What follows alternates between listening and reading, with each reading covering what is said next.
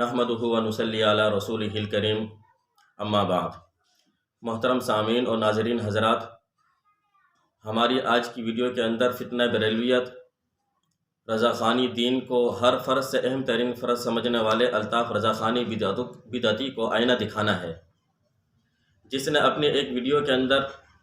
علماء اہل سنت دیوبند کے ایک بہت بڑے بزرگ مولانا الیاس کاندھلوی رحمۃ اللہ علیہ پر بہتان باندھا اور ان پر الزام تراشی کی اور اپنے اندر کا بغض اور عداوت کو ظاہر کیا۔ سب سے پہلے تو میں عوام کو یہ بتاتا چلوں کہ فتنہ بریلویت رضا خانی دین کا بانی مولوی احمد رضا خان نے اس افسانے کو آج سے تقریباً 150 سال پہلے شروع کیا تھا، جب ہم نے ان کے اس فتنے کو ختم کرنے کے لیے اور ان کے اس الزامات کو ختم کرنے کے لیے انہی کے اکابرین کی اس سے بھی بڑی گستاخیوں پر مبنی عبارات جو بہت ہی زیادہ تھیں، جن کے اندر تعویل کی گنجائش بھی نہیں تھی، جب ان کو یہ آئینہ دکھایا تو پھر مولوی الطاف رضا خانی نے یہ کہہ دیا کہ یہ افسانہ مفتی نجیب اللہ عمر صاحب نے چھیڑ دیا ہے، لہٰذا ہم اب ان کے خلاف ویڈیو بنائیں گے۔ تو میں بتاتا چلوں، افسانہ ہم نے نہیں چھیڑا، بلکہ اس مذہب کا جو بانی ہے مولوی احمد رضا خان، اس نے اس افسانے کو چھیڑا ہے۔ اب چونکہ مولوی الطاف رضا خانی بدعتی نے مولانا الیاس کاندھلوی رحمۃ اللہ علیہ پر الزام تراشی کی اور انہیں اپنی تنقید کا نشانہ بنایا اور ان کے اوپر ایسے غلط الزامات لگائے، ان کی عبارات کو آدھا نقل کر کے پھر اپنی طرف سے ایک مطلب بیان کیا، جیسے کہ خود مولوی احمد رضا خان بھی اپنی طرف سے مطلب بیان کرتا تھا اور وہ اس ہیری پھیری کے اندر بڑا ماہر تھا، تو یہی کام مولوی الطاف رضا خانی نے بھی اپنی ویڈیو کے اندر کیا ہے۔ سب سے پہلے تو میں مولوی الطاف رضا خانی بدعتی کی علمی حیثیت آپ کے سامنے بیان کروں کہ اس کی اپنی علمی حیثیت کیا ہے اور اس کا اپنا علم کیا ہے۔ یہ مفت کا مفتی، یہ جاہل، اپنی ویڈیو کے اندر ایک جگہ پر مولانا منظور نعمانی صاحب کا حوالہ دیتے ہوئے مولانا الیاس کاندھلوی رحمۃ اللہ علیہ کے اوپر بات کی اور ان کے بارے میں کہا کہ مولانا منظور نعمانی صاحب مولانا الیاس کاندھلوی رحمۃ اللہ علیہ کے بارے میں کیا کہتے ہیں۔ سب سے پہلے تو میں وہ جملہ نقل کر دوں تاکہ بات کو سمجھنا آسان ہو۔ مقدمے کے اندر لکھا صفحہ نمبر 38، اور اس نے یہی عبارت پڑھی تھی، میں وہی عبارت آپ کے سامنے پڑھ کر سنا دیتا ہوں کہ مولانا منظور نعمانی صاحب فرماتے ہیں کہ مولانا الیاس کے بارے میں گفتگو ہو رہی ہے۔ مولانا الیاس کاندھلوی رحمۃ اللہ علیہ خود 14ویں صدی کے قرن اول خزانہ عامرہ کا ایک موتی تھے۔ تو یہاں پر مولانا منظور نعمانی صاحب مولانا الیاس کاندھلوی رحمۃ اللہ علیہ کے بارے میں کہہ رہے ہیں کہ مولانا الیاس کاندھلوی رحمۃ اللہ علیہ 14ویں صدی کے خزانہ عامرہ کے ایک موتی تھے۔ اب یہاں پر اس نے کیا کیا کہ یہ خزانہ عامرہ، چونکہ یہ اردو لفظ کا عام طور پر محاورے میں استعمال ہوتا ہے، تو اس کو یہ پتہ نہیں تھا کہ یہ خزانہ عامرہ محاورہ ہے یا کسی قبیلے کا نام ہے۔ اور بھی ہیں، لیکن وقت کی قلت کے پیش نظر اکتفا کرتا ہوں۔ مقدمہ لکھا منظور نعمانی صاحب نے، یہی کتاب حضرت مولانا محمد الیاس اور ان کی دینی دعوت، صفحہ نمبر 38 کے اوپر لکھتے ہیں کہ مگر مجھے یہ کہنے میں کوئی مبالغہ محسوس نہیں ہوتا کہ مولانا خود اس 14ویں صدی میں قرن اول کے خزانہ عامرہ کا ایک موتی تھے۔ قرن اول یعنی رسول اللہ صلی اللہ علیہ وآلہ وسلم کے زمانہ اور صحابہ کرام کے زمانہ کے جو بنی عامرہ، ٹھیک ہے، اور عام نہیں بلکہ ایک موتی تھے۔ یہ الیاس صاحب کے بارے میں مولوی منظور نعمانی دیوبندی جیسا بندہ کہہ رہا ہے، وہ تو آج کے زمانے کے ہی نہیں تھے، یہ ان کے ماننے والے عقیدہ رکھ رہے ہیں مولوی الیاس صاحب کے بارے میں، اور یہ کہہ رہے ہیں کہ اس میں کوئی مبالغہ بھی نہیں ہے، کوئی مبالغے کی بات بھی نہیں ہے، یہ تو عام سی بات ہے۔ تو اس نے اس عبارت کو نقل کرنے کے بعد اور پھر اس کی تشریح کرتے ہوئے کہا کہ مولانا الیاس کاندھلوی رحمۃ اللہ علیہ کو مولانا منظور نعمانی صاحب نے کہا کہ یہ قبیلہ بنو عامرہ میں سے تھے، یہ بنو عامرہ، گویا کہ اس کو ایک قبیلہ سمجھ لیا بنو عامرہ کو۔ اور بھائی اس کو بتانا، اس کو اپنے بریلوی علماء اس کو بتائیں کہ تو کس طرح مفت کا مفتی بنا بیٹھا ہے، اتنا جاہل ہے، تجھے اتنا بھی پتہ نہیں کہ یہ بنو عامرہ نہیں ہے بلکہ یہ خزانہ عامرہ یہ ایک محاورہ ہے۔ بنو عامرہ کوئی قبیلے کا، یہ کوئی خزانہ عامرہ کوئی قبیلے کا نام نہیں ہے۔ اور پھر اس جاہل کو اتنا بھی پتہ نہیں، اپنی اس ناکامی کو، اپنے اس جہل کو چھپانے کے لیے اس نے اس لفظ کا ترجمہ کیا، خزانہ عامرہ کہتے ہیں کہ وہ عام نہیں تھے، وہ خاص موتی تھے۔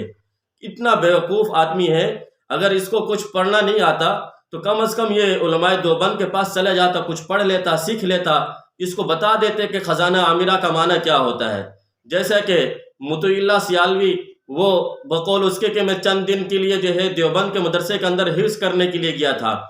تو جس طریقے سے تمہارے دیگر بھگوڑے لوگ جو ہے چھپ چھپا کر آ کر علماء دیوبند کے پاس پڑھ کر جاتے ہیں تاکہ کچھ سیکھ لیں، کیونکہ بریلویوں کے نزدیک، بریلویوں کے اندر تو کوئی ایسے عالم ہے ہی نہیں جو ان کو پڑھا سکے، اس لیے اس نے خزانہ عامرہ کو کہا کہ خزانہ عامرہ کا معنی وہ عام موتی نہیں تھے، وہ خاص موتی تھے۔ تو خزانہ عامرہ کا معنی یہ نہیں ہے، بلکہ خزانہ عامرہ کا معنی ہے کہ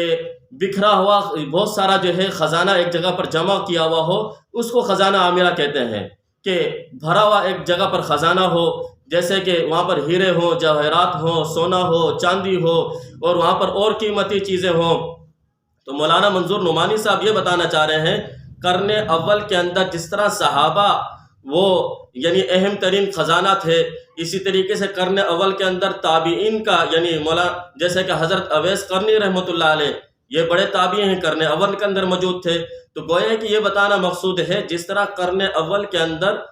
حضرت اویس قرنی رحمۃ اللہ علیہ جیسے اکابرین تابعین اس زمانے کے اندر، جیسا ان کے اندر تقوی اور طہارت اور پرہیزگاری تھی، تو مولانا الیاس کندہلوی رحمۃ اللہ علیہ کے اندر بھی وہی تقوی، طہارت اور پاکیزگی تھی، جس کی بنا پر ایسے لگتا تھا گویا کہ مولانا الیاس کندہلوی رحمۃ اللہ علیہ قرن اول کے خزانہ عامرہ میں کے ایک موتی تھے۔ تو اس جاہل کو اس کے اپنے لوگ بتا دیں کہ خزانہ عامرہ کا مطلب وہ نہیں ہے جو خود یہ سمجھ رہا تھا۔ تو یہ تو ہے اس کی علمی اوقات، جس کو یہ اردو کے عام محاورے کو سمجھنے سے جب یہ آدمی قاصر ہے، تو پھر یہ ہمارے اکابر علماء دیوبند کی عبارات کو اٹھا کر کس طریقے سے جو ہے سمجھے گا، اس کو یہ سمجھنا اس کے لیے آسان نہیں ہے۔ اور پھر دوسری بات، مولانا الیاس کندہلوی رحمۃ اللہ علیہ کے بارے میں اس نے کہا کہ ان کی ابتدائی زندگی کے بارے میں، حالات کے بارے میں گفتگو کی، اور کہا کہ مولانا الیاس کندہلوی رحمۃ اللہ علیہ بچپن کی حالت میں بیمار ہو گئے تھے۔ اب بیمار ہوئے، چند عرصے تک بیمار رہے، اور پھر جو ہے بیماری سے وہ ٹھیک ہو گئے، لیکن اس نے لوگوں کے سامنے یہ شوشہ چھوڑنے کی کوشش کی کہ مولانا الیاس کندہلوی رحمۃ اللہ علیہ بیمار ہونے کے بعد جو ہے دوبارہ ٹھیک نہیں ہوئے، اور پھر اپنے اندر کی خباثت کو دکھانے کے لیے اس نے کیا کیا، اس نے فوراً جو ہے کہا کہ صفحہ نمبر 68 کے اوپر یہ بات لکھی ہے کہ ایک عنوان قائم کیا ہے، تشویشناک حالت اور زندگی سے مایوسی۔ اب اس کے اندر بھی اس نے اپنی جاہل پن کا مظاہرہ کیا۔ یہ زمانہ اس وقت کا زمانہ ہے 1336 کے اندر مولانا الیاس کندہلوی رحمۃ اللہ علیہ کے بڑے بھائی مولانا محمد صاحب، ان کا انتقال ہو گیا تھا۔ تو مولانا الیاس کندہلوی رحمۃ اللہ علیہ سہارنپور سے کاندھلا گئے اور ان کا جنازہ پڑھایا۔ وہاں سے پھر جو ہے واپسی جب آنا تھا سہارنپور میں، تو مولانا کی طبیعت، چونکہ بڑے بھائی مولانا یحییٰ صاحب کا بھی انتقال ہو چکا تھا، والد کا بھی انتقال ہو چکا تھا، اور ایک ہی بھائی ابھی موجود تھے مولانا محمد صاحب، جب ان کا انتقال بھی ہو گیا تو اسی غم کی وجہ سے حضرت بیمار ہو گئے۔ اور پھر اس کی بیماری کے آگے یہ بات لکھی ہے کہ 2-3 لائنوں کے بعد، اور پھر جو ہے وہ ٹھیک بھی ہو گئے اور بالکل تندرست ہو کر جو ہے واپس چلے گئے۔ لیکن اس نے اپنی اندر کی خباثت کو ظاہر کیا، اور اس عبارت کو اس نے عبارت کو نقل کیا، اور آدھی عبارت نقل کرنے کے بعد کہا کہ یہ بیماری وصال تک رہی۔ میں اسے چیلنج کرتا ہوں، اسی کتاب کے اندر یا کسی اور کتاب کے اندر یہ دکھا دے جہاں پر یہ بات لکھی ہو کہ مولانا الیاس کندہلوی رحمۃ اللہ علیہ کو جو بیماری بچپن کی حالت میں جب یہ بیمار ہوئے تھے، یہی بیماری ان کی آخری عمر تک وصال تک رہی ہے۔ تو میں اس کو چیلنج کرتا ہوں، یہ بات یہ دکھا دے اس کے پاس اگر ثبوت ہے، لیکن اس کے پاس یہ ثبوت نہیں تھی، اس لیے کہ مولانا الیاس کندہلوی رحمۃ اللہ علیہ کو بچپن کی حالت میں بیمار ہوئے تھے، سر میں ایک تکلیف شروع ہوئی، اور پھر بعد میں علاج کرنے سے وہ ٹھیک ہو گئے تھے۔ لیکن اس نے کیا کیا، اس نے مولانا الیاس کندھلوی رحمۃ اللہ علیہ کی بیماری کو ان کے پاگل پن پر جو ہے اس کو ملانے کی کوشش کی، اور ان کو جو ہے پاگل بنانے کی اس نے جو ہے ناکام کوشش کی۔ اب چونکہ ان کے نزدیک اگر یہی اصول ہے کہ کسی آدمی، اگر کوئی آدمی بیمار ہو جائے یا کہ کوئی آدمی کو سر کے اندر جو ہے تکلیف ہو، درد ہو، تو یہ اس کو اگر پاگل پن سے تعبیر کرتے ہیں، تو پھر میں اس کو دکھاتا ہوں ان کے بڑے، ان کے دین کے جو امام، یعنی امام احمد رضا خان، جس کو یہ لوگ جو ہے نیا دین انہوں نے جس کو ثابت کیا ہے، کہ جس کے وصیت کے اندر جو ہے احمد رضا خان نے مرتے وقت کہا تھا میرے دین کو مضبوطی کے ساتھ اس پر قائم رہنا، اور یہ ہر دین کے فرض سے اہم ترین فرض ہے، تو اس نے اس پر جو ہے عمل کیا۔ اب اس کے اندر یہ کیا بات بتائی، اپنے اس نے اندر کی خباثت کو ظاہر کیا اور کہا کہ مولانا الیاس کندھلوی رحمۃ اللہ علیہ کی جو بیماری بچپن کی حالت میں ہوئی تھی، یہ بیماری جو ہے آخر وصال تک رہی، یہ اس نے جھوٹ بولا ہے، اور جو ہے اپنی اندر کی خباثت اور مولوی احمد رضا خان کی تربیت جو وہ سکھایا کرتا تھا، جس طریقے سے وہ کام کیا کرتا تھا کہ آدھی عبارت کو نقل کر کے پھر اپنی طرف سے ایک مطلب بیان کرنا، اس نے وہی کام کیا ہے، اور مولانا الیاس کندھلوی رحمۃ اللہ علیہ کو اس بیماری کو بنیاد بنا کر اس نے انہیں پاگل قرار دینے کی کوشش کی، جو کہ ناکام ہوا یہ۔ اور دوسری بات، اس نے یہ بات کہی کہ مولانا الیاس کندھلوی رحمۃ اللہ علیہ نے نبوت کی طرف کس طریقے سے پیش قدمی کی، اور بطور دلیل کے اس نے دو واقعے اس کے اندر ذکر کیے۔ ایک واقعہ مولانا الیاس کندھلوی رحمۃ اللہ علیہ کی نانی کا، اور وہ واقعہ کیا ہے، چونکہ مولانا الیاس کندھلوی رحمۃ اللہ علیہ بچپن سے بڑے متقی پرہیزگار تھے، اور بچپن کی حالت میں انہوں نے قرآن پاک حفظ کر لیا تھا۔ یہ تو ایسے تھے کہ ان کی والدہ کے بارے میں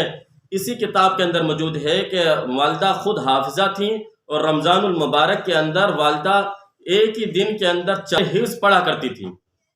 تو یہ ان گھرانے سے تعلق مولانا الیاس کندھلوی رحمۃ اللہ علیہ کا۔ تو مولانا الیاس کندھلوی رحمۃ اللہ علیہ متقی پرہیزگار، بچپن سے جو ہے نمازوں کے پابند، ذکر و اذکار میں اتنے مشغول رہنے والے تھے، اور ہر وقت جو ہے دوسروں کی خیر خواہی کرنے والے، اور ان کے دل میں بچپن سے ہی یہ ایک جذبہ تھا کہ کسی طریقے سے سب لوگ، پوری امت مسلمان، نبی اکرم صلی اللہ علیہ وسلم کے دین پر مضبوطی کے ساتھ عمل کرنے والے بن جائیں، اور نبی اکرم صلی اللہ علیہ وسلم کی سنتوں پر عمل کرنے والے بن جائیں۔ جب یہی جذبہ مولانا الیاس کندھلوی رحمۃ اللہ علیہ کی نانی نے دیکھا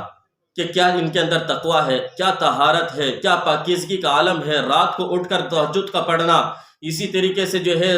صبح سے لے کر شام تک قرآن پاک کی تلاوت کرنا، ذکر و اذکار میں مشغول رہنا، تو مولانا الیاس کندھلوی رحمۃ اللہ علیہ کی نانی مولانا الیاس کندھلوی رحمۃ اللہ علیہ کے پیٹھ پر ہاتھ رکھ کر پھیر کے کہا کرتی تھی کہ الیاس، مجھے تو تیرے ساتھ صحابہ کی صورتیں چلتی پھرتی نظر آتی ہیں۔ اب یہ نہیں کہا کہ میں تجھے صحابی سمجھتی ہوں، اس نے خیانت کا مظاہرہ کیا اور اپنی طرف سے ایک مطلب بیان کر دیا، حالانکہ یہ کوئی بری بات بھی نہیں ہے، اس لیے کہ حدیث پاک میں آتا ہے، جناب نبی اکرم صلی اللہ علیہ وسلم سے جب پوچھا گیا کہ اولیاء کسے کہتے ہیں، اولیاء کی نشانیاں کیا ہیں، تو آپ صلی اللہ علیہ وسلم نے ارشاد فرمایا، اولیاء وہ لوگ ہیں جن کو دیکھنے سے اللہ یاد آ جائے، جن کو دیکھنے سے اللہ والے یاد آ جائے، جن کو دیکھنے سے صحابہ کی زندگی، جو ان کی محنت تھی، وہ ہمارے سامنے آ جائے، تو اس کو کہتے ہیں ولی۔ تو اس سے یہ بات ہضم نہیں ہوئی، اور اس نے جو ہے اس کا غلط رنگ دے کر اسے جو ہے غلط تعبیر کے ساتھ جو ہے اس نے پیش کیا۔ اب میں آپ کے سامنے پیش کرتا ہوں کہ جو اصول اس نے وضع کیے ہیں مولانا الیاس کندھلوی رحمۃ اللہ علیہ کے بارے میں، اس نے کہا، پہلی بات اس نے یہ کہی کہ مولانا الیاس کندھلوی رحمۃ اللہ علیہ نے کس طریقے سے جو ہے ان کے بچپن کے حالات کیا ہیں، اور کہاں پر جا کر انہوں نے فیض حاصل کیا، اور اسی طریقے سے جو ہے کس طریقے سے نبوت کی طرف انہوں نے پیش قدمی شروع کی، اور اس طریقے سے اس نے یہ بات بھی کہی کہ ان کے ماننے والے ان کو کیا سمجھتے ہیں۔ جو ان تمام باتوں کے اندر آپ اس کی ویڈیو کو دیکھو گے کہ اس نے شروع سے لے کر آخر تک صرف صفوں میں آپ کو گھمایا ہے، کبھی صفحہ نمبر 91 پر لے گیا، آدھی عبارت وہاں سے پڑھی، پھر صفحہ نمبر جو ہے 38 پہ لے کر آیا، پھر جو ہے تھوڑی سی عبارت اس کے ساتھ ملا کر پڑھی، پھر جو ہے صفحہ نمبر آپ کو 68 پہ لے کے جائے گا۔ تو یہ آپ دیکھو کہ یہ بار بار جو ہے یہ گھوم پھری اس نے لگائی ہے، اس کو پتہ ہی نہیں چلا کہ میں کروں کیا۔ اپنا غلط مطلب کو بیان کرنے کے لیے اس نے ہر آدھی عبارت ہر صفحے سے اٹھا کر جو ہے ملا جڑا کر جو ہے اس نے آگے پیش کر دی۔ اب میں آپ کے سامنے پیش کروں گا کہ یہی عنوان جو اس نے قائم کیا اپنی ویڈیو کے اندر، میں اب بتاتا ہوں کہ مولوی احمد رضا خان کی زندگی، حالات زندگی کیا تھے، مولوی احمد رضا خان نے فیض کہاں سے حاصل کیا، مولوی احمد رضا خان نے نبوت کی طرف پیش قدمی کیسے کی، مولوی احمد رضا خان کو ماننے والے مولوی احمد رضا خان کو کیا سمجھتے ہیں اور مولوی احمد رضا ان کو کیا سمجھتا تھا، یہ 4 باتیں میں اب آپ کے سامنے پیش کروں گا۔ پہلی بات، اس کو کون کون سی بیماریاں تھیں اور جن بیماریوں کی وجہ سے یہ پاگل ہو گیا تھا اور پاگل پن کے کس طریقے سے اس پر دورے پڑا کرتے تھے، چند حوالہ جات آپ کے سامنے پیش کرتا ہوں۔ سب سے پہلا حوالہ فیضان اعلیٰ حضرت صفحہ نمبر 113، اس پر لکھا ہے کہ اعلیٰ حضرت نحیف الجثہ، کمزور جسم والے اور قلیل الغذا تھے۔ پہلی بات تو یہ ہے کہ مولوی احمد رضا خان کمزور جسم والا تھا، چونکہ ظاہر سی بات ہے اس کو بیماریاں بہت ساری تھیں جس کی وجہ سے اس کا جسم کمزور تھا، اور پھر قلیل الغذا یعنی کم کھاتا تھا۔ ظاہر سی بات ہے جب انسان کوئی بیمار ہو اور وہ کوئی کام نہیں کر سکتا ہو، جب بیمار ہو تو بیماری کی حالت میں اس سے کھایا نہیں جاتا، اس لیے کہا کہ یہ جسم کے اعتبار سے بھی بہت کمزور تھا، اسی طریقے سے جو ہے یہ کم کھاتا تھا کیونکہ اس کو کھانے کا اس کا دل نہیں چاہتا تھا بیماری کی وجہ سے۔ اب میں آپ کے سامنے مزید حوالہ جات اس بات پر رکھتا ہوں مولوی احمد رضا خان کو کون کون سی بیماریاں تھیں جن بیماریوں کی وجہ سے احمد رضا خان پاگل ہو گیا تھا۔ یہ اصول خود مولوی الطاف رضا خانی کے وجہ کیے ہوئے ہیں، کیونکہ جب کوئی آدمی بیمار ہوتا ہے تو یہ اس سے مراد جو ہے لیتے ہیں کہ وہ آدمی پاگل ہو گیا، تو یہ اصول خود مولوی الطاف رضا خانی کا ہے کہ کیونکہ عربی مقولہ ہے کما تدین تدان،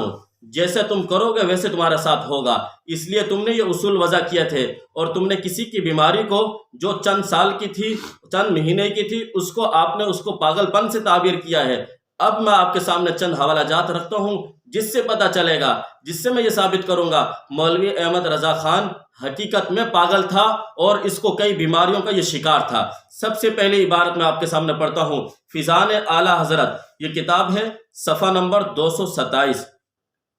اور اس کو مرتب کرنے والے حافظ محمد ریحان عطاری قادری صاحب ہیں۔ کیا لکھتے ہیں صفحہ نمبر 227 کے اوپر؟ آپ اکثر و بیشتر مختلف بیماریوں میں مبتلا رہے۔ مولوی احمد رضا خان کے بارے میں کہا جا رہا ہے کہ آپ اکثر و بیشتر مختلف بیماریوں میں مبتلا رہے، گویا کہ احمد رضا خان اکثر اور بیشتر مختلف بیماریوں میں مبتلا رہتا تھا۔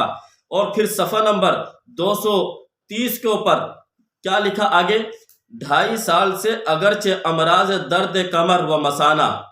2.5 سال سے اگرچہ امراض درد کمر و مثانہ، یعنی کمر میں 2.5 سال سے تقریباً جو ہے درد رہتا تھا، اور مثانہ وہ بھی کمزور ہو گیا تھا، یعنی مثانہ ایسا کمزور ہو گیا تھا جس کی وجہ سے جو ہے پیشاب نکل جاتا تو پتہ ہی نہیں چلتا تھا، کیونکہ وہ قوت مدافعت ختم ہو گئی تھی۔ خود یہ کتاب کے اندر موجود ہے، 2.5 سال سے اگرچہ امراض درد کمر و مثانہ و سر، اور سر میں بھی درد رہتا تھا، وغیرہ کا لازم ہو گئے، گویا کہ یہ جو ہے زندگی کے لازمی جز بن گئے۔ یہ مولانا احمد رضا خان کی زندگی پر کتاب لکھی جا رہی ہے اور ان کے بارے میں بتایا جا رہا ہے کہ مولوی احمد رضا خان اس کو کمر میں درد رہنے کی بھی بیماری رہی، اسی طریقے سے اس کو سر میں درد رہتا تھا کاللازم، جو کہ لازمی بن گیا تھا اور یہ ہمیشہ رہتا تھا۔ پھر میں اس بات کو میں ثابت کرتا ہوں کہ یہ ہمیشہ رہا، اور کب سے لے کر کب تک رہا۔ تیسرا، سیرت امام احمد رضا صفحہ نمبر 51 پر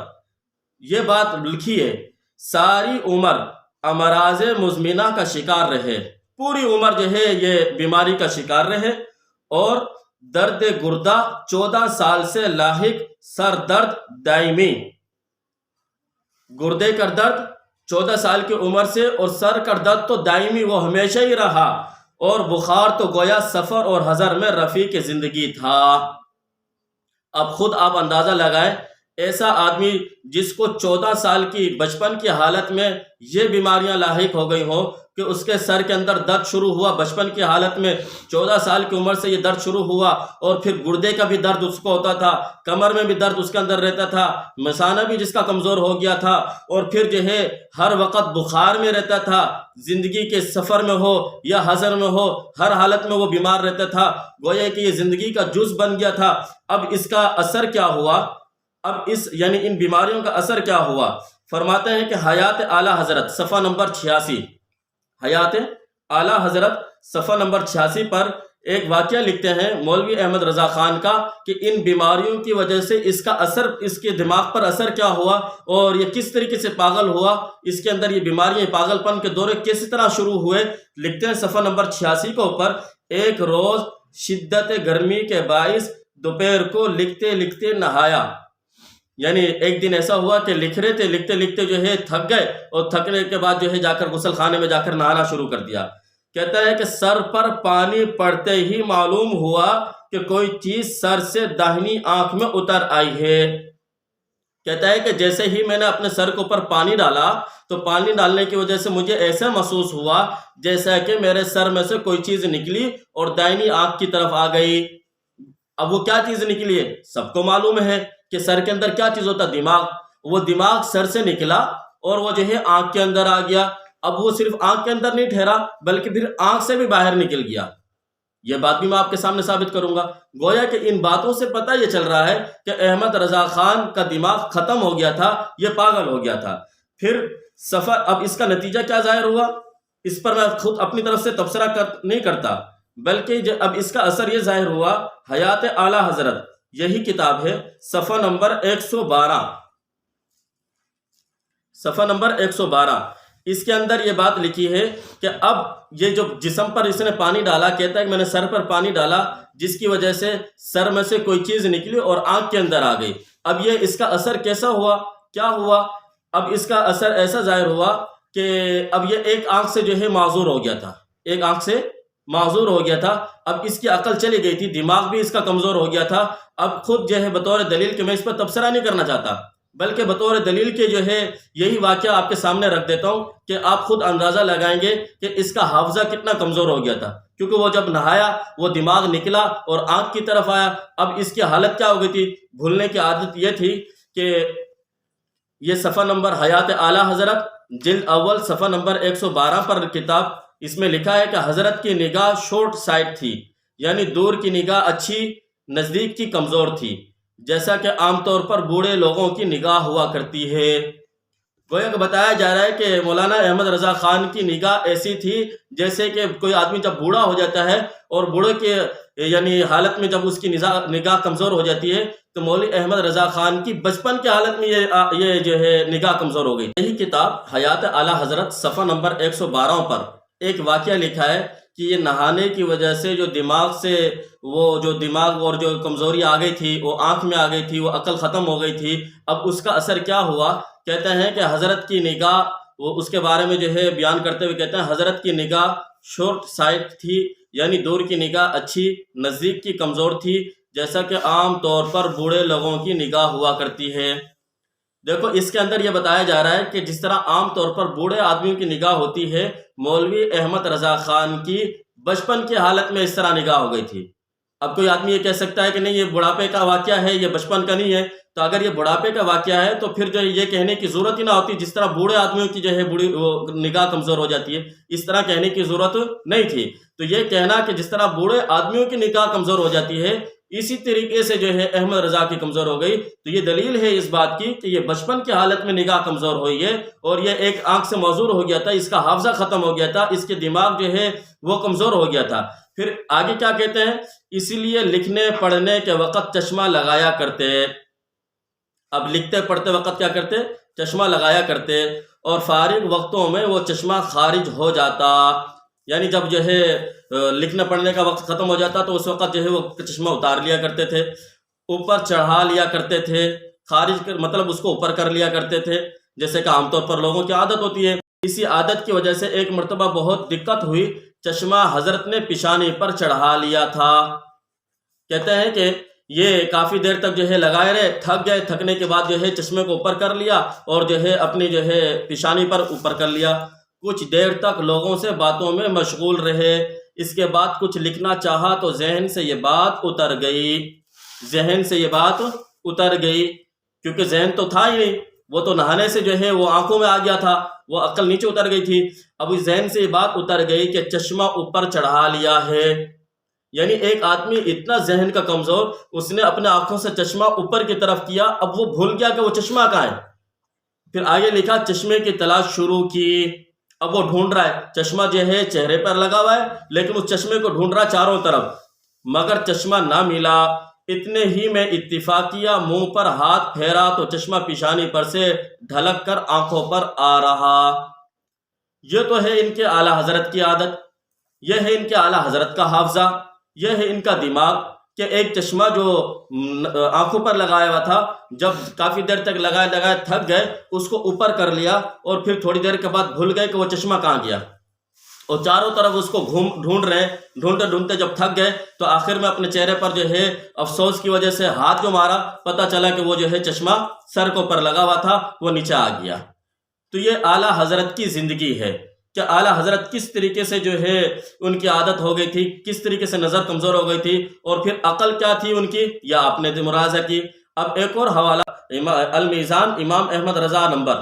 صفحہ 335 کے اوپر لکھتے ہیں کہ مولوی احمد رضا خان کا ایک اور واقعہ لکھتے ہیں۔ اب یہ کیا ہے کہ اس کی عقل چلی گئی تھی، حافظہ کمزور ہو گیا تھا اور نظر بھی کمزور ہو گئی تھی، نظر بھی اس کو کچھ نہیں آتا تھا۔ کہتے ہیں ایک واقعہ لکھا ہے کہ ایک بار بیگم صاحبہ نے،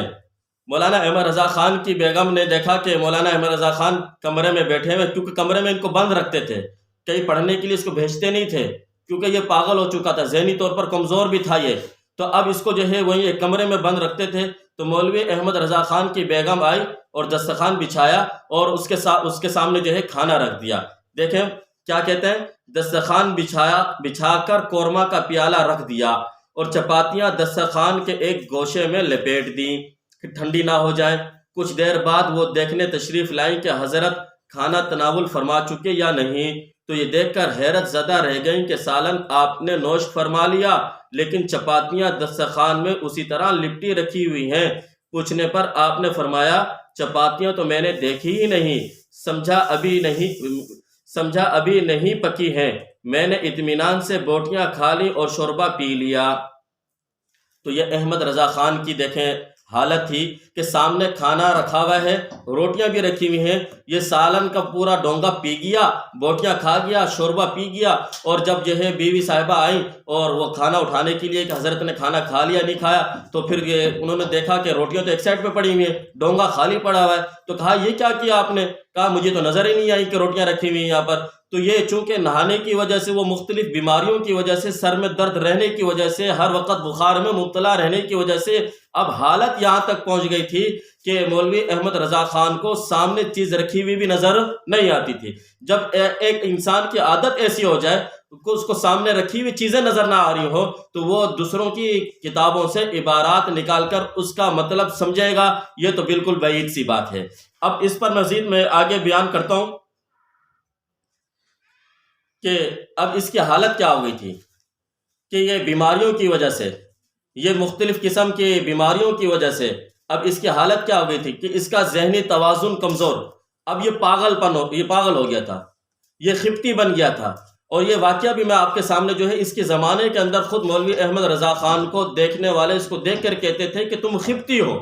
یہ اپنی طرف سے نہیں میں کہہ رہا، یہ کتاب میرے پاس موجود ہے، فیضان اعلیٰ حضرت، اور اس کتاب کے صفحہ نمبر 237 پر مولانا احمد رضا خان کے بارے میں کہتے ہیں کہ ایک مرتبہ مولانا احمد رضا خان وہ منطق پڑھنے کے لیے مولانا عبدالحق خیر آبادی کے پاس چلے گئے۔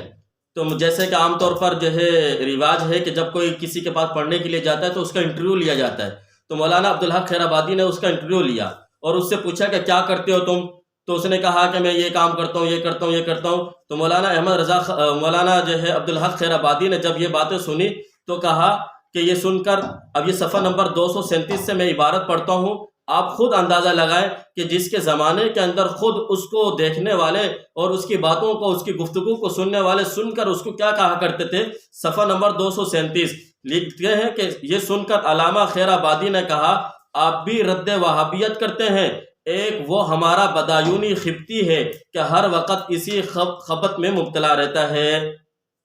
اس عبارت کے اندر مولانا احمد رضا خان کو مولانا عبدالحق خیر آبادی نے خبتی کہا ہے، اور آپ کو معلوم ہے کہ خبتی کسے کہا جاتا ہے؟ خبتی اللہ تعالیٰ نے قرآن پاک کے اندر 3 پارے کے اندر سورۃ البقرہ کے اندر بیان کیا کہ جو لوگ سود خور ہیں قیامت کے دن ان کی حالت کیا ہوگی، یتخبطہ الشیطان من المس،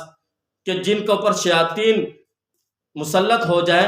جب اس کی حالت ایسی ہوتی ہے کہ وہ پتہ نہیں چلتا کہ کبھی منہ سے کیا بول رہا ہے، کبھی کیا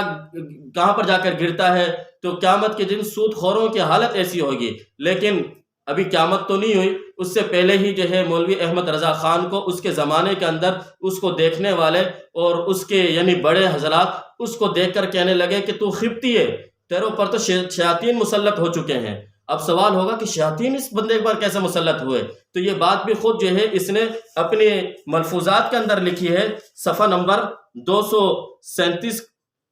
ملفوظات اور صفحہ نمبر 221 کو پر لکھا ہے کہ میں حقہ پیتے وقت بسم اللہ نہیں پڑھتا، اس لیے کہ بسم اللہ پڑھتے وقت جو ہے شیطان کھانے پینے سے جو ہے دور ہو جاتا ہے، شیطان کھانے پینے میں شریک نہیں ہوتا۔ مولوی احمد رضا خان کہتا ہے چونکہ شیطان تو میرا دوست ہے، میں اس سے محبت کرتا ہوں، میں اس کو حقہ پلانا چاہتا ہوں، اس لیے میں حقہ پیتے وقت بسم اللہ نہیں پڑھتا۔ ظاہر سی بات ہے جب انسان جو ہے حقہ پیتے وقت بسم اللہ نہیں پڑھے گا، شیاطین کو اپنے ساتھ شریک کرے گا کھانے پینے کے اندر، تو اب شیاطین کا تسلط تو اس پر ہوگا۔ اب اس کا نتیجہ کیا نکلا کہ یہ کھپتی ہو گیا تھا، یہ پاگل ہو گیا تھا، شیاطین اس کو پر مسلط ہو گئے تھے۔ اب بعض دفعہ ایسا ہوتا ہے کہ یہ کمرے کے اندر بیٹھا بیٹھا تالیاں بجایا کرتا تھا، جی یہ کمرے کے اندر بیٹھ کر تالیاں بجایا کرتا تھا۔ یہ کتاب میرے پاس موجود ہے، سیرت امام احمد رضا خان، سیرت پاک امام احمد رضا خان، صفحہ نمبر 44 کو پر لکھا ہے لازمی بات ہے، لازمی بات ہے، ذرا توجہ کے ساتھ سننا، لازمی بات ہے کہ ہر وقت گم سم رہنے اور کم گو شرمیلے بچے کا ایک دم رات کے وقت تالیاں بجانا۔ بھئی واقعہ یہ ہے، ایک مرتبہ رات کے ٹائم ایک کمرے میں بیٹھے ہوئے تھے اور کچھ پڑھ رہے تھے، بیٹھے بیٹھے جو ہے ایک دم تالیاں بجانا شروع کر دی۔ گھر والے پریشان ہوگا کہ اس بندے کو کیا ہو گیا کہ ایک دم تالیاں بجانا شروع کر دیے، کیونکہ وہ تو سمجھتے، ان کو پتہ تو تھا اس بات کا کہ اس کو دورے پڑتے ہیں اور شیاطین اس کے اوپر مسلط ہیں، گھر سے اس کو باہر نکلنے کے لیے بھیجتے نہیں تھے۔ کیوں؟ اس لیے کہ جب یہ گھر سے باہر نکلتا تو اس کی ایک بچپن کی عادت یہ تھی، جہاں پر دیکھتا عورتیں نظر آ رہی ہیں تو فوراً جو ہے اپنی جو ہے قمیض کو، اپنے کرتے کو جو ہے آگے سے اٹھا کر جو ہے ان کو دکھایا کرتا تھا کہ یہ، چونکہ اس کو پاگل پن کے، اور سرٹیفکیٹ بھی اس کو مل چکا تھا کہ یہ پاگل، اس کو کچھ کہا نہیں کرو۔ تو اب سیرت پاک امام احمد رضا خان صفحہ نمبر 44 پر کیا بات لکھی؟ لازمی بات ہے ہر وقت گم سم رہنے اور کم گو شرمیلے بچے کا ایک دم رات کے وقت تالیاں بجانا۔ احمد رضا خان رات کو تالیاں بجاتا تھا، تالیاں بجانا تمام گھر والوں کو چکا دینے کے لیے کافی تھا۔ تو ان باتوں سے پتہ چلا امام احمد رضا خان، جس کو یہ بہت بڑا مجدد میعت حاضرہ کہتے ہیں، جسے یہ لوگ جو ہے اپنا نبیوں کا درجہ اس کو دیتے ہیں، بلکہ بعض دفعہ نبیوں سے بھی بڑھا دیتے ہیں، جس کی بات ان کے نزدیک حدیث سے بھی زیادہ اہم ہے، اس کے بارے میں یہ اس کے حالات ہیں کہ یہ کس طریقے کا آدمی تھا کہ یہ کمرے کے اندر بیٹھے بٹھائے جو ہے تالیاں بجاتا تھا۔ اور پھر شیاطین کا تسلط اس کے اوپر اتنا زیادہ ہوا کہ اس کے چہرے کا رنگ بھی جو ہے سیاہ ہو گیا تھا۔ یہ بات بھی میں اپنی طرف سے نہیں کہہ رہا، خود انہوں نے اپنی کتابوں کے اندر یہ بات لکھی ہے۔ میرے پاس یہ کتاب موجود ہے، مجدد اسلام، صفحہ نمبر 32، اس پر مولوی حسنین رضا بریلوی لکھتے ہیں ابتدائی عمر میں آپ کا رنگ چمکدار گندمی تھا، یعنی شروع میں جب تھے بچپن کی حالت میں اس وقت جو ہے گندمی رنگ کے تھے، ابتدا سے وقت وصال تک، ابتدا سے یعنی وہ بچپن جب پیدا ہوئے تو اس وقت تو تھوڑا ایسا رنگ تھا، جب شیاطین کا تسلط ہو گیا تو کہہ رہے ابتدا سے لے کر وصال تک مسلسل محنت ہائے شاقہ نے رنگ کی آب و تاب ختم کر دی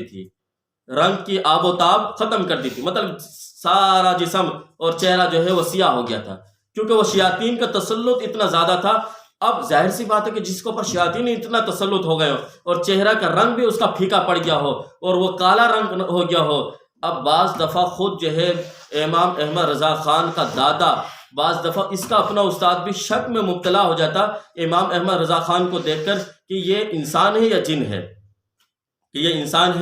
یا جن ہے، یہ بات بھی خود جو ہے اسی کتاب کے اندر حیات اعلیٰ حضرت صفحہ نمبر 53 پر لکھی ہے کہ روزانہ یہ حالت دیکھ کر، یہ ان کے استاد کے بارے میں لکھتے ہیں کہ امام احمد رضا خان کا جو استاد تھا، جب یہ روزانہ دیکھتا کہ اس کی عادت عجیب سی اس کی عادت ہے کہ یہ حالت، روزانہ یہ حالت دیکھ کر سخت تعجب کرتے ایک دن مجھ سے فرمانے لگے، یہ امام احمد رضا خان خود اپنے بارے میں کہہ رہا ہے کہ میرے عجیب عجیب حرکتیں دیکھ کر میرے استاد بڑے تعجب کے ساتھ مجھے دیکھا کرتے تھے۔ ایک دن مجھ سے کہنے لگے، احمد میاں یہ تو کہو تم آدمی ہو یا جن؟ جی بھائی، تم آدمی ہو یا جن؟ اب جس کو استاد شک میں مبتلا ہو کہ یہ انسان ہے یا جن ہے، کیونکہ شیاطین کا تسلط اس کو پر اتنا زیادہ تھا کہ پتہ ہی نہیں چلتا تھا کہ یہ انسان ہے یا جن، جس کا چہرے کا رنگ اتنا سیاہ ہو چکا تھا، دیکھنے والا فوراً ڈر جاتا کہ پتہ نہیں یہ انسان ہے یا جن ہے۔ تو یہ باتیں ان کتابوں کے اندر موجود ہیں۔ اسی طریقے سے ایک بات اور، کرامات اعلیٰ حضرت صفحہ نمبر 36 پر ایک بات اور لکھا ہے، ایک اور واقعہ لکھا ہے۔ اس میں یہ بات لکھی ہے کہ امام احمد رضا خان کو چونکہ مختلف قسم کی بیماریاں تھیں، اس کا دماغ کمزور ہو گیا تھا، نہاتے وقت اس کی دماغ سے کوئی چیز نکلی، وہ عقل نکلی تھی، وہ کوئی نکلا تھا، وہ نکل کر آنکھ میں آیا، اور پھر وہ آنکھ سے نکل گیا کہ سامنے اس کو روٹیاں نظر نہیں آ رہی، سامنے اس کو سالن نظر آتا ہے، روٹیاں بھول گیا ہے، یہ حافظہ اس کا ہو گیا تھا۔ اور پھر اسی طریقے سے چشمہ اوپر کیا، اس کو پتہ ہی نہیں چل رہا کہ چشمہ کہاں گیا۔ جس آدمی کی یہ حالت ہو، اب ڈاکٹروں نے کرامات اعلیٰ حضرت صفحہ نمبر 36 کے اوپر یہ بات لکھی ہے کہ اعلیٰ حضرت کی حالت یہ ہو گئی تھی کہ ڈاکٹروں نے امام احمد رضا خان کو ملنے سے منع کر دیا تھا۔ ڈاکٹروں نے سخت پابندی لگائی ہوئی تھی کہ امام احمد رضا سے کوئی ملنے کے لیے نہیں آئے گا۔ کیوں؟ اس لیے کہ اس کو پاگل پن کے دورے ہوتے ہیں، اس کو سامنے چیز نظر رکھی ہوئی نظر نہیں آتی، جس کی حالت ایسی ہو، اور پھر وہ اکابر علماء اہل سنت دیوبند کی کتابوں سے عبارتیں لے اور اس کے اندر غلط مطلب بیان نہ کرے، تو یہ اس سے کوئی بڑی بات نہیں ہے، کیونکہ اس کی ذہنی حالت یہی تھی۔ لہٰذا میں اب یہیں تک بات کو مکمل کرتا ہوں۔ احمد رضا خان کی یہ چند حوالے، تقریباً 11 حوالے میں نے آپ کے سامنے پیش کیے ہیں، 11 کی نسبت سے ان کے لیے، تاکہ یہ 11ویں کا نمبر ان کے اوپر فٹ آ جائے، اس بات کو سامنے رکھ کر میں نے 11 حوالے آپ کے سامنے پیش کیے۔ ورنہ اگر چاہوں تو حوالے میرے پاس سینکڑوں ہزاروں رکھے ہوئے ہیں جو ان کی کتابوں کے اندر موجود ہیں، جس سے یہ بات ثابت کی جا سکتی ہے امام احمد رضا خان، جسے یہ لوگ نبیوں سے بڑھ کر مانتے ہیں، اس کی حالت یہ تھی کہ اس کا ذہنی توازن خراب تھا۔ اور پھر اس نے جا کر کہاں پر سیکھا ہے، کہاں سے فیض حاصل کیا ہے، اگلی ویڈیو کے اندر اس بات کو ملاحظہ فرمائیں۔